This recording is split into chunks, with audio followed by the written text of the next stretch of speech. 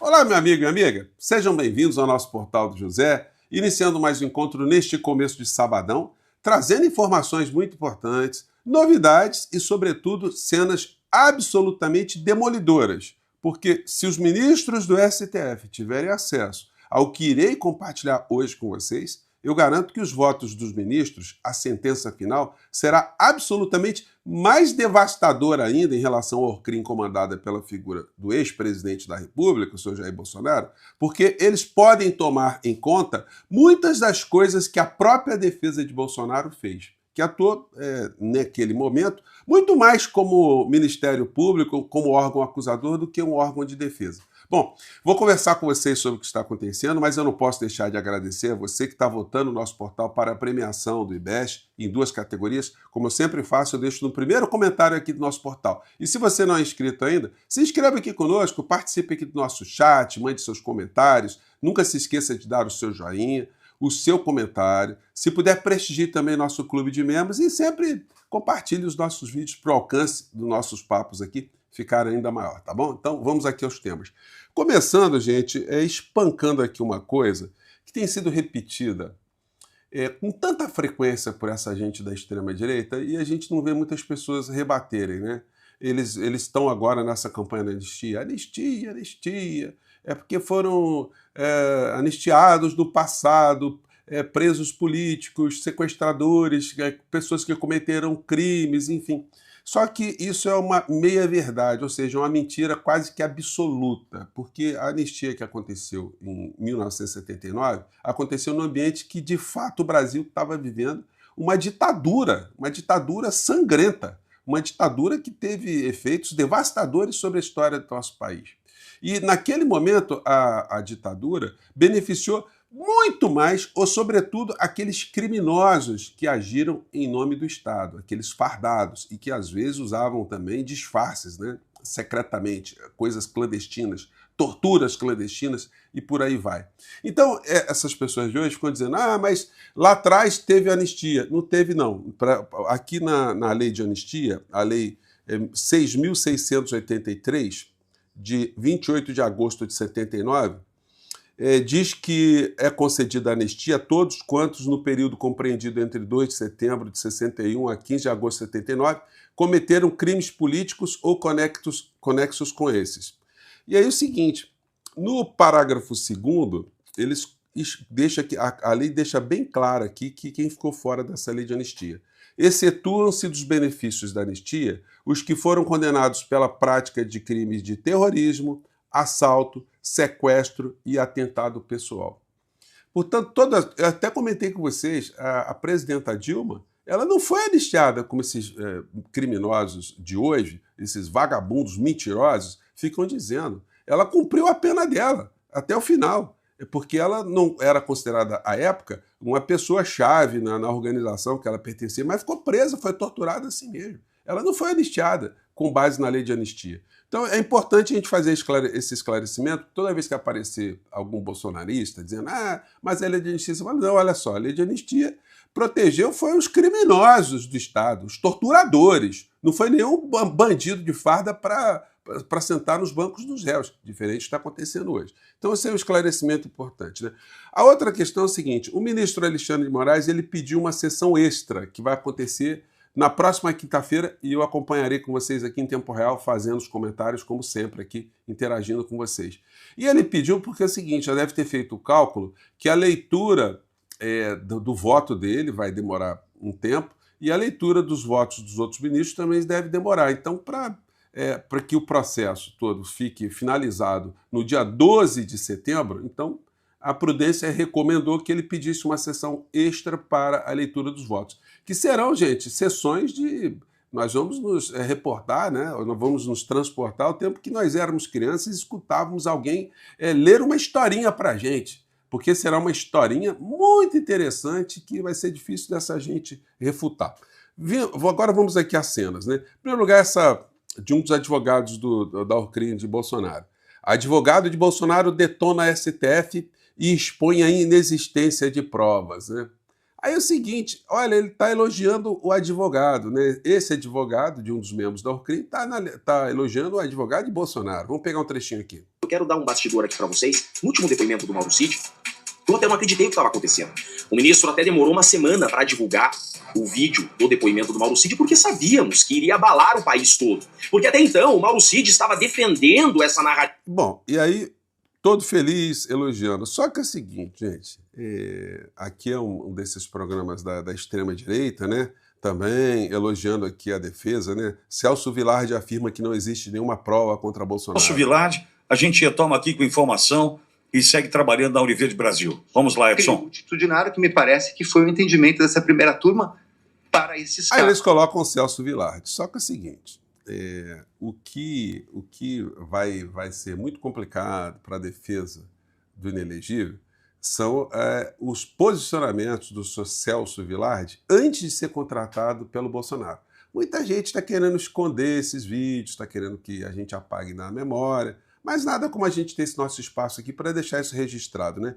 Então vejam, não foi uma vez ou duas, não, o que disse o atual advogado de Bolsonaro sobre o Bolsonaro, sobre tudo que estava acontecendo. Primeiro trecho aqui é esse da CNN. Acompanha aí, vamos lá. Celso Vilardi, na sua experiência de criminalista, quando a polícia diz, como ela diz aqui, Bolsonaro planejou, atuou, teve domínio de forma direta e efetiva do golpe. Isso é uma coisa, a denúncia pode ser outra e o julgamento outra ainda. Porém, na sua experiência de criminalista, aquilo que o relatório traz à tona sustenta uma afirmação como essa? Bom, William, eu acho que sustenta na fase em que nos encontramos, né? Nós estamos, vamos lembrar que o que ocorreu foi um indiciamento, que vem de indícios. E não há como negar, nessa altura do campeonato, que existem indícios absolutamente claros a respeito de uma tentativa de golpe de Estado. Eu não tenho dúvida a respeito disso. Nós temos depoimentos consistentes. O trabalho da PF é um trabalho bem feito, né? Tem um general confirmando, de certa forma, a existência do golpe. Temos mensagens, tem execução, tem monitoramento de um ministro do Supremo Tribunal Federal. Tem um plano que estava no Palácio do Planalto. Então, assim, eu acho que não podemos nos esquecer que nós não estamos na fase de condenação. Condenação vem depois da instrução processual. A denúncia é uma proposta de condenação em determinados artigos com base nos indícios de autoria e materialidade. Agora, aí haverá a defesa, o processo penal, a instrução processual e depois a sentença que exige certeza para a condenação. Então, gente, esse aí, essa foi o primeiro vídeo, né? Sr. Celso, olha, os ministros supremos podem pegar integralmente a fala do senhor, né? Mas não ficou só nessa, não. O senhor depois deu uma entrevista para a revista Veja, na época, né? Que merece que destaque também. Vamos ver o que o Celso Vilardi dizia. Vamos lá. Fala, Celso. O ex-presidente Bolsonaro mudou a partir de ontem, né? Na verdade, o ministro determinou uma medida cautelar alternativa à prisão, proibindo de deixar o país e entregando o seu passaporte, o que o coloca no rol dos investigados, ainda com uma medida cautelar proposta. Isso aí foi na primeira medida cautelar que o Bolsonaro tomou, né? Acho que nesse ponto a Polícia Federal foi cuidadosa, assim como a decisão do ministro Alexandre de Moraes também foi uma decisão cuidadosa, mas acho que, efetivamente, ele se aproxima muito de ser denunciado num processo penal. Ao que parece, ele está próximo a ser denunciado. Evidentemente que nós aqui estamos falando de uma decisão e precisamos ter cuidado porque não conhecemos o conjunto dos elementos probatórios e muito menos o conjunto dos elementos que foram agora recolhidos nessa busca e apreensão. Então, é importante verificar e é importante verificar se serão suficientes para o embasamento de uma denúncia. Bom, e aí a denúncia foi feita, né? Mas o Celso Vilardi estava emitindo a opinião dele aqui que a coisa estava complicada para o inelegível. Vamos pegar mais aqui, gente, porque ele falou bastante, né? Vamos lá, para contribuir aqui com o voto dos ministros. Fale, senhor Celso. Está dentro da excepcionalidade. Esse caso tem que ser julgado, sim, pelo Supremo Tribunal Federal, e eu não vejo razão para que o ministro Alexandre deixe a relatoria. Porque aqui, sim, com todos os contornos, nós estamos verificando um golpe contra as instituições. Nós estamos falando, não é de uma brincadeira, não é de uma cogitação, é de uma tentativa de assassinato do presidente da República, do vice-presidente da República, de um ministro do Supremo Tribunal, e ainda tem uma outra pessoa que não descobriram, tem uma quarta pessoa. Não é? Então, assim, eu acho que quem quiser ficar bem com a história precisa levar esse episódio a sério. Essa narrativa de dizer que isso é uma coisa para o governo desviar a atenção, etc., não é. Isso não foi uma cogitação. E agora, eu estava assistindo vocês, o simples fato da verificação, da utilização do celular, comprova um ato de execução. Nós não estamos falando de cogitação. Pegaram o celular, compraram o chip, foram vigiar a casa do ministro e estão querendo dizer que vão ser punidos por cogitação. Não, isso não é uma cogitação. Pois é. Andresa, vai lá, vai você. Muito boa a fala do senhor Celso Vilardi. Assina embaixo. Tem mais, o senhor Celso Vilardi ele não economizou não, né? Vamos lá, fala, senhor Celso. Tem coisa aí, doutor. Vamos lá. Sai em crime militar, isso precisa ser melhor investigado, mas neste caso específico nós estamos, no meu modo de ver, numa organização criminosa que está absolutamente conexa com esse fato e que precisa ser julgada pelo Supremo Tribunal Federal, que precisa julgar essa organização criminosa e que precisa punir, né? Precisa punir. Nós temos que ter aqui rigor, porque nós precisamos dar aqui uma lição e um recado para o futuro do país. As Forças Armadas não podem se envolver. Aliás, é lamentável. O que precisaria estar tendo agora era uma correção militar para falar da incompetência, porque nesse ponto eu concordo com o Mourão que os métodos parecem ser, se não fosse trágico, seria cômico. O problema é que é trágico. Mas, tirando isso, o crime aqui é um crime comum, um crime de atentado ao Estado de Direito e às instituições. E, por isso, nesse caso, deve ser julgado pelo Supremo. Mas podem ter outros desvios que deveriam ser investigados complementarmente. Que coisa aí, doutor Celso. Então, olha realmente o senhor deu uma contribuição muito grande para o esclarecimento da sociedade brasileira, né? E certamente o Supremo aí, esperamos que o nosso encontro aqui chegue até os ministros, né? Alguém repasse lá para lembrar aos ministros as preciosas lições do advogado Celso Vilardi. Flávio Bolsonaro chama apoiadores para o 7 de setembro e critica o governo. Dias de Lula estão no fim. Vocês percebem como é que essa gente vive num mundo paralelo?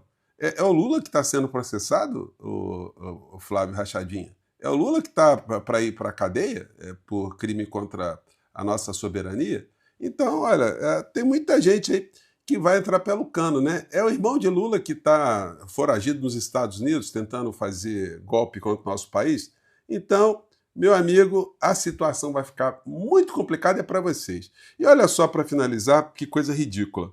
O Milei, que andou fazendo tanta puxação de saco a Trump, estava aqui desejando que os argentinos não tivessem mais obrigatoriedade de vistos para entrar nos Estados Unidos, acenaram para ele e o trouxa acreditou. Aí quando ele agora está em vésperas de eleições na Argentina, ele queria usar isso como trunfo, mas aí o Departamento de Estado fez isso aqui, ó. Estados Unidos freia isenção de visto para a Argentina em mais um revés para Milei. Então, o trouxa, os Estados Unidos, o Trump não vai dar moleza para vocês, porque vocês são puxa-saco não, tá? Puxa-sacos. Então, que fique de lição para o clã Bolsonaro, tá bom? E vamos espalhar as nossas cenas de hoje, porque elas são muito esclarecedoras, né, gente? Eu volto mais tarde. Um grande abraço. Até lá. Tchau.